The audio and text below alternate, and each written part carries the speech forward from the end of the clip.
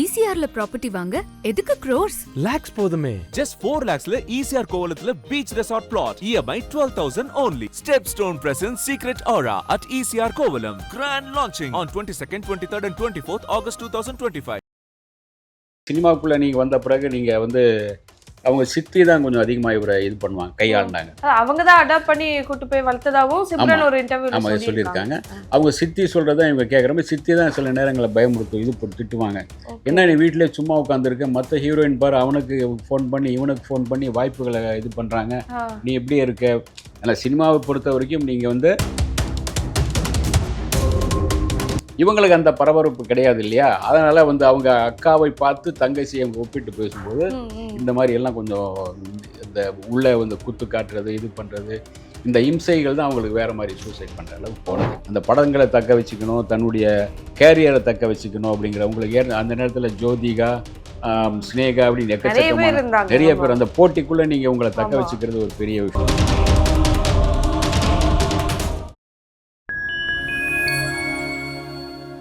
Fine time cinema நேயர்களுக்கு வணக்கம். இன்னைக்கு நம்ம கூட நிகழ்ச்சியில மூத்த பத்திரிகையாளர் சவிதா ஜோசப் சார் இணைஞ்சிருக்காரு. வணக்கம் சார். வணக்கம். நம்ம சேனல்லே வந்து பாத்தீங்கன்னா நிறைய ஹீரோயின்ஸ் பத்தி பேசியிருக்கோம், அவங்களோட வாழ்க்கை அப்படின்றது நிறைய விஷயங்கள். இதுல வந்து பாத்தீங்கன்னா நிறைய பேருக்கு இவங்களுக்கு பிடிக்கும், படம் தெரியல கூட பாட்டு நிறைய பிடிக்கும். எனக்குமே அவங்க நடிச்ச ஒரு பாட்டு பிடிக்கும். யாரும் பாத்தீங்கன்னா மோனல் அவர்கள், சிம்ரன் அவங்களோட தங்கை. அவங்க நல்லா வந்திருக்க வேண்டியது சினிமால. ஆனா எதாச்சியா வந்து பாத்தீங்கன்னா அவங்களே அவங்க உயிரை சூசைட் பண்ணிக்கிட்டாங்க. அவங்கள பத்தி சொல்லுங்க. இப்ப அவங்க இருந்தா எவ்வளவு பெரிய ஆளா வந்திருப்பாங்க ஒரு நடிகையா அப்படின்னு பாக்கணும். ஒரு பெரிய ஆளா வந்திருப்பாங்க இல்லையான்னு தெரியல. அது ஒரு சில படங்களோட இன்னும் 4-5 படங்கள் பண்ணிருக்கலாம். அதுக்கு பிறகு சிம்ரான் இதாகும் போது இவங்களும் கொஞ்சம் நின்றுருக்கலாம். அதாவது அந்த அளவுக்கு ஒரு வலுவான கதாபாத்திரங்கள் அமையல அவங்களுக்கு. சிம்ரானுக்கு அமைஞ்ச மாதிரி அமையல. எல்லாமே அமைஞ்சது ஓரளவு. விஜய் கூட பண்ண ஒரு படம், அது வந்து பத்ரி, அது ஓரளவு கொஞ்சம் பேர் சொல்லிச்சு. அது பிறகு பார்த்தீங்கன்னா அதிலே வந்து விஜய்க்கு ஜோடி ஒரு ஆஃப் ஜோடி, அதுக்கு அந்த மாதிரி பண்ணியிருப்பாங்க. அதுக்கடுத்து பண்ண மோனல் கூட ஒரு 2 படம் பண்ணாங்கன்னு நினைக்கிறேன். குணால் கூட ஒரு 2 படம் பண்ணாங்க. மோனல் அவங்க தான். ஆமா, அதுலதான் பாட்டெல்லாம் வந்து ஒரு அழகான ஒரு பாட்டு ஒன்று இருக்கும், திருடி இதயத்தை திருப்பி கொடுத்து விடு. ஆமா, திருப்பி விட இன்னொரு பாடல் இருக்கும். அநேகமாக அந்த பாடல் சூப்பரான ஒரு அழகான ஒரு பாடல், காதல் பாடல் அது. அதனால அவங்க அந்த 2 படங்கள் பண்ணும்போது அவங்களுக்குள்ள ஒரு லவ் இருந்ததுன்னு சொல்லுவாங்க. ஏறக்குறைய 10 படங்களோ 20 படம் பண்ணியிருக்காங்க, அவ்வளோதான், அதிகமாக பண்ணல அவங்க.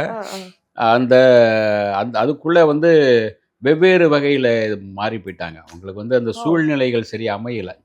சரியான படங்கள் அமைஞ்சிருந்தா அவங்களுக்கு வந்து அதாவது சில நேரங்களில் வந்து ஒரு நல்ல வெற்றியை தான் ஒருத்தர் வந்து தொடர்ந்து உச்சி கொண்டு போகும். வெற்றியை நீங்கள் தவற விட்டுட்டீங்களா, அல்லது இந்த வெற்றி உங்கள் பக்கத்தில் வரல அப்படின்னா அது கொஞ்சம் தடுமாற்றம் இருக்கும். அந்த சமயத்தில் தான் நீங்கள் ரொம்ப கேர்ஃபுல்லாக இருந்து உங்கள் ஃப்யூச்சரை எப்படி பண்ணிக்கணும், எப்படி என்ன உருவாக்கணும்னு இது பண்ணி ஆகணும். அந்த மாதிரி சினிமாவுக்குள்ளே நீங்கள் வந்த பிறகு நீங்கள் வந்து அவங்க சித்தி தான் கொஞ்சம் அதிகமாக இவரை இது பண்ணுவாங்க, கையாண்டாங்க. அவங்க தான் அடாப்ட் பண்ணி கூட்டு போய் வளர்த்ததாகவும் சிம்ரன் ஒரு இன்டர்வியூல சொல்லியிருக்காங்க. அவங்க சித்தி சொல்கிறத இவங்க கேட்குற மாதிரி சித்தி தான் சில நேரங்களில் பயமுறுத்தும், இது போட்டு திட்டுவாங்க. என்ன நீ வீட்டிலே சும்மா உட்காந்துருக்க, மற்ற ஹீரோயின் பாரு அவனுக்கு ஃபோன் பண்ணி இவனுக்கு ஃபோன் பண்ணி வாய்ப்புகளை இது பண்ணுறாங்க, நீ எப்படி இருக்க. ஆனால் சினிமாவை பொறுத்த வரைக்கும் நீங்கள் வந்து நீங்கள் எதிரியாக இருந்தாலும் நண்பராக இருந்தாலும் ஹாய் எப்படின்னு ஒரு ஹக் பண்ணி ஆகணும். சினிமாவில் இது அப்போ தான் அந்த நட்பு தொடரும். ஹாய்ன்னு ஓரமாக நின்று ஒரு அம்மாஞ்சி மாதிரி ஒரு ஓரமாக நின்றுட்டிங்கன்னா யாரும் உங்களை கண்டுக்க மாட்டாங்க. சினிமாவில் தண்ணி அடிக்கிறது இதெல்லாம் ஒரு சகஜமான விஷயம். தண்ணி அடிக்கிறது, இந்த மாதிரி ஹக் பண்ணுறது, இது பண்ணுறது எல்லாம் பெண்கள் இதெல்லாம் சாதாரண விஷயம். அப்படி இருக்கிற பட்சத்தில் நீங்கள் வந்து ஓரமாக இருந்தீங்கன்னா யாரும் உங்களை கூப்பிட்டு வாய்ப்பு தர மாட்டாங்க. நீங்கள் ஒரு பெரிய சக்ஸஸ் கொடுத்தா மட்டும்தான் அந்த பொண்ணு கொஞ்சம் ராசியான பொண்ணாக இருக்காப்பா அப்படிங்கிற மாதிரி ஒரு 4-5 படத்துக்கு வாய்ப்பு வரும். அது வந்து அந்த காலத்தில் உங்களுக்கு வந்து இவங்க பானுமதி, இந்த மாதிரி சுரோஜா தேவிங்கள் அவங்களுக்கு இருந்தது. ஏன்னா சில படங்கள் சக்ஸஸ் தொடர்ந்து வரும்போது பெரிய ஹீரோ கூட பண்ணும்போது மிகப்பெரிய சக்ஸஸ் ஆகும்போது அது இதாகும். அதனால் அவங்கள இவங்களே கூப்பிட்டு இது பண்ணுவாங்க. திமிர் பண்ணாலும் கூட அவங்கள கூப்பிடுவாங்க, திமிர் பிடிச்ச நடிகை அப்படிம்பாங்க, ஆனாலும் பரவாயில்ல கூப்பிடுங்க அப்படிம்பாங்க. அந்த மாதிரி இவங்களுக்கு வந்து அந்த அமைஞ்ச படங்கள் ரொம்ப குறைவு. குணால் அப்படிங்கிறவர் இங்கே தமிழ்நாட்டுக்கு ஒட்டாத ஒரு ஹீரோவாக போயிட்டார். அழகான ஒரு ஹீரோ தான். காதலர் தினமா ஆமா ஆமாம், காதலர் தினத்தில் தான் அவர் மிகப்பெரிய அளவு பேசப்பட்டார். அது காரணம் வந்து ஏஆர் ரஹ்மானுடைய மியூசிக். அந்த மியூசிக் நேரத்தில் கதையெல்லாம். மிகப்பெரிய அளவு அந்த கதை எல்லாமே ஒரு அமைஞ்சது, அது ஒரு வளைஞ்சது. ஆனாலும் கூட ஒரு இங்கே தமிழ்நாட்டு ஹீரோக்களுக்கான ஒரு வரவேற்பதெல்லாம் இல்லை. ஏதோ மற்ற ஸ்டேட்லேருந்து வந்து இங்கே நடித்து போகிறார் அப்படிங்கிற மாதிரி தான் இருந்தது. அவரும் அப்படி தான் இருந்தார். ஆனால் அவருக்குள்ளே ஒரு லைஃப், அவருடைய மனைவி, முதல்ல மனைவி இருந்தாங்க. அதுக்கு பிறகு அந்த மனைவி தான் அவருக்கு வந்து பார்த்துக்கிட்டாங்க ஒரு பெரிய குடும்பத்துலேருந்து. அவங்களும் ஏதோ அட்வொகேட்டோ ஏதோ ஒரு ஒர்க்கை பண்ணிட்டு இருந்தாங்க. ஒரு பெரிய இருந்தாங்க அவருடைய மனைவி. அதுக்கு பிறகுதான் இவர் வேற ஒரு பெண்ணை லவ் பண்ணுறாரு, இவங்களே லவ் பண்ணுறாருங்கிற மாதிரியெல்லாம் வரும்போது அந்த விஷயங்கள் வெவ்வேறு மாதிரி போகுது. இவங்க லவ் பண்ணாங்க அப்படிங்கிற மாதிரி தான். இவங்களுக்கு படங்கள் சரியாக அமைந்தது ஒன்று, அமையாதது. அவருடைய சித்தி வந்து கொஞ்சம் இது பண்ணுவாங்க. என்ன நீ சும்மா இருந்துகிட்டே இருக்க, நீ அவனுக்கு ஃபோன் பண்ணு, இவனுக்கு ஃபோன் பண்ணு, வாய்ப்பு வாலண்டரியாக பணத்துக்கு வரவேற்பு, பணம் வரணுமே, டெய்லி நீ சும்மா உட்காந்து அவனுக்கு செலவு பண்ணுமே அப்படின்னு நினைப்பாங்க. நடிகையுடைய லைஃப், நடிகைகளை பொறுத்த வரைக்கும் தினமும் வந்து செலவுகள் வந்து அவங்க கையால் செய்கிறது கிடையாது. பாக்கெட்லேருந்து காசு எடுத்து கொடுத்து ஒரு வாட்டர் பாட்டிலோ ஒரு சிகரெட் பாக்கெட்டோ அல்லது ஒரு கூல்ட்ரிங்க்ஸோ கை கொடுத்து வாங்க மாட்டாங்க. எல்லாம் அவங்க சினிமாவில் போனோம்னா அவங்க செலவு பண்ணி எல்லாமே, எல்லா செலவும் அவங்க தான். பெட்ரோல் போடுறது உட்பட இவங்களுக்கு விரும்புகிற அந்த எனக்கு வந்து புகாரிலேருந்து பிரியாணி கொண்டாந்துருங்க, இல்லாட்டி இந்த அங்கப்பன்லேருந்து அங்கே ஏதோ சில பெரிய ஹோட்டல்லாம் தலப்பாக்கட்டுலேருந்து கொண்டாந்துருங்க, இங்கேருந்து கொண்டாந்து எனக்கு வந்து லெக் பீஸ் மட்டும் இங்கே கொண்டு வாங்க. ஒவ்வொருத்தருக்கும் ஒரு சொல்லுவாங்க. ஹீரோயினாக இருக்கும்போது இந்த இடத்துல எல்லாம் போய் வாங்கிட்டு வாங்கன்னு சொல்லுவாங்க. இது இல்லாமல் ஜபர்தஸ்தியாக அவங்களே செலவு பண்ணுவாங்க. எல்லாமே எல்லா செலவு பண்ணோம். அப்போ வந்து நீங்கள் ஒரு பைசா செலவு கிடையாது, வரவு மட்டும் வாங்கி வச்சுட்டு போகணும் நீங்கள், அவ்வளோதான். அப்படி இருக்கிறவங்க வந்து வீட்டில் இருந்துட்டீங்கன்னா அது செலவு பண்ணி ஆகணும்.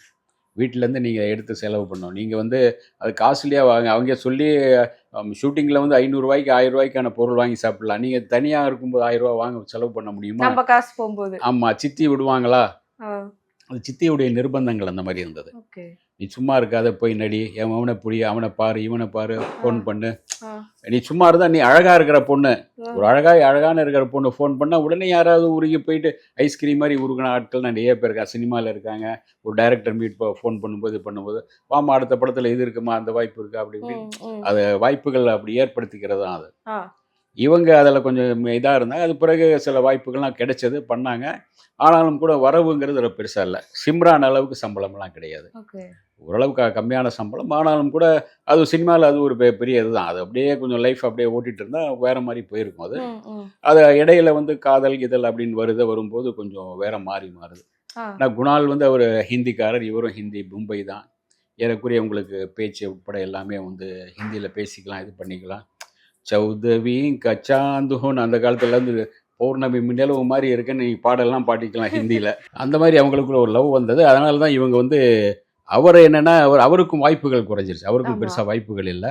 வாய்ப்பு குறையும் போது அந்த 2 குதிரைகளை சவாரி செய்ய முடியாது, அவருக்கு செலவும் பண்ண முடியாது. அவரால் வந்து ஹிந்திக்கு போனார். ஹிந்தியில் ஒரு வாய்ப்புகள் தேடி அவர் தெரிஞ்ச ஒருத்தர் வந்து ஒரு படம் தயாரிக்கிற ஐடியாவில் இருந்தார். சொந்த படம் தயாரிக்கும் போது இவர் தான் ஹீரோங்கிற மாதிரி பேசப்பட்டு, ஹீரோயின்லாம் பேசப்பட்டதெல்லாம் வந்தது.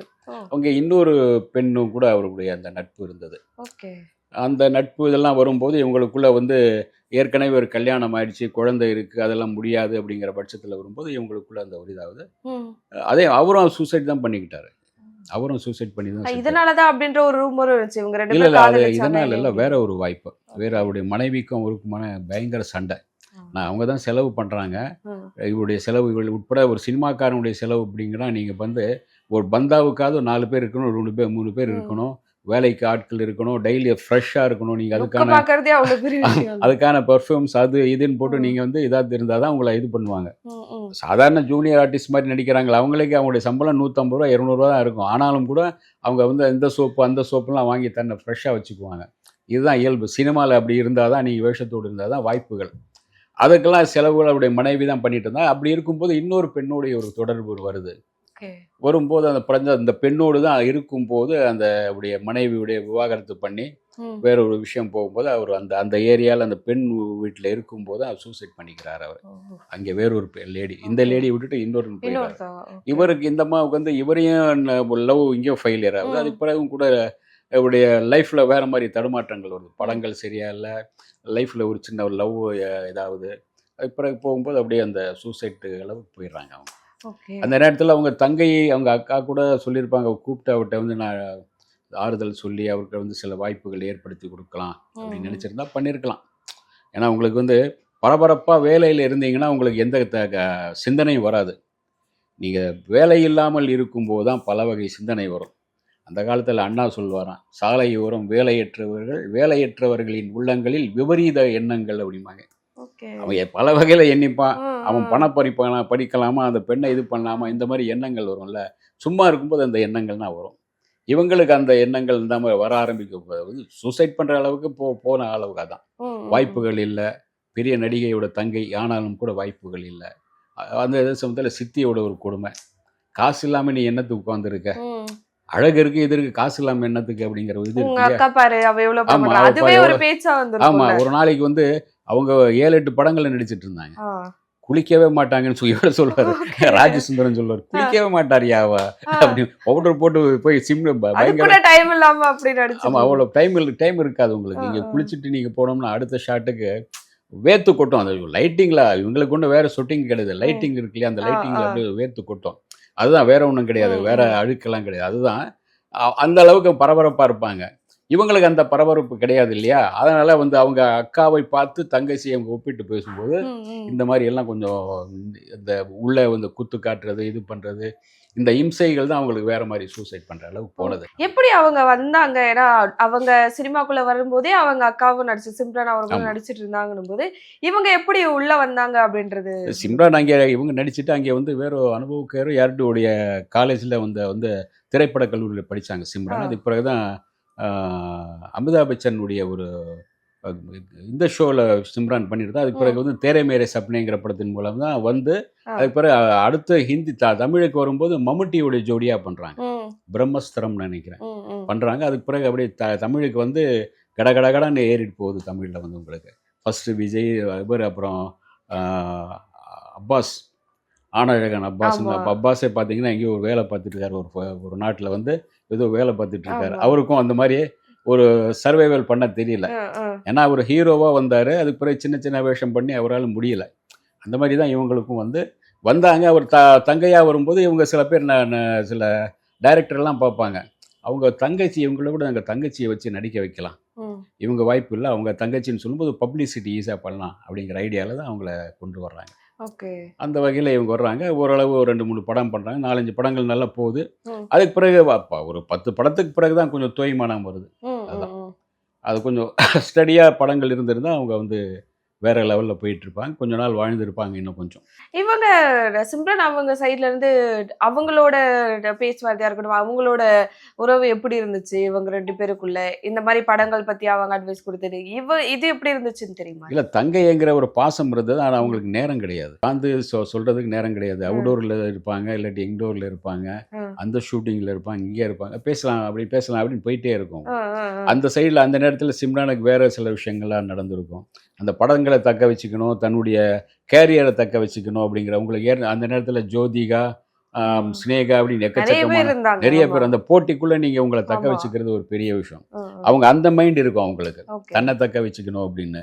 அதை தாண்டி தங்கச்சி எப்படி நல்லா இருக்கியா, சாப்பிட்டியா, நீ நான் உனக்கு நாளைக்கு ஃபோன் பண்றேன் அப்படின்னு போயிட்டே இருப்பாங்க. அந்த வகையில் அவங்கள சிஸ்டராக நல்லா பாசமாக பார்த்துக்கிட்டாங்க. ஆனாலும் கூட அவங்களால வாய்ப்புகள் சொல்லி வாங்கி இவங்க கதை கேட்டு வாங்கி எல்லாம் தர முடியல அவங்களால. அந்த ஒரு இது இருந்தது. இவங்க இறுதி டைம்ல எங்க இருந்தாங்களா இல்ல நார்த்ல இருந்தாங்களா அப்படின்றது? சென்னையில இருந்தாங்க நான் கேள்விப்படுறவர். சென்னையில இருந்தாங்களா? நார்த்ல இல்ல, சென்னையில தான் இருந்தாங்க. சூசைட் பண்ணிக்கும் போது சென்னையில தான் இருந்தாங்க. ஸோ இந்த மாதிரி நிறைய விஷயங்கள் நம்ம அந்த சினிமா இப்ப இருக்கும்போது ஒரு தைரியமா அப்படி இருந்துட்டு இருக்காங்க. ஆனா அந்த டைம்ல சினிமா நமக்கே நிறைய புது விஷயங்களா வரும்போது அதுல எப்படி தாக்கு பிடிக்கிறதுக்கு முடியல அப்படின்றது. ஒரு தொழில நீங்க தாக்கு பிடிக்கணும், நீங்க காம்பேரா இருக்கீங்கன்னா உங்களை வந்து நீங்க அப்டேட்டா இருந்திருக்கணும். நீங்க வார்த்தைகள் நல்ல யோசிச்சு பண்ணணும். இப்போ வந்து இதுல பாத்தீங்கன்னா காம்பேர்ல பாத்தீங்கன்னா டிடிக்கான ஒரு இது இருக்கு, இன்னும் பேர். எனக்கு தெரிஞ்சு 15 வருஷமா பாக்குறேன், அந்த பொண்ணு அப்படிதான் இருக்கு. அதை அழகா அப்படியே இருக்கு. அதே சைஸ் உட்பட அப்படியே தான் இருக்கு. குண்டாவும் இல்லை, பெருத்து போகவும் இல்லை, குண்டாவும் இல்லை. அதாவது அதை வந்து தன்னை மெயின்டைன் பண்ணிக்கிறாங்க. அவங்கள தாண்டி அவங்க கூட வந்த ஆட்கள்லாம் இன்னைக்கு பாருங்க, பிரியங்கா வந்தாங்க, அவங்க இதாயிட்டாங்க, கல்யாணம் பண்ண அவங்க வேற மாதிரி போயாச்சு. ஆனால் இவங்க இன்னும் நின்றுட்டு இருக்காங்களே, அது ஒரு அதுதான் நீங்கள் எப்படி உங்கள் இதை வந்து நீங்கள் தக்க வச்சுக்கிறீங்க பொறுத்து தான். ரொம்ப நன்றி சார்.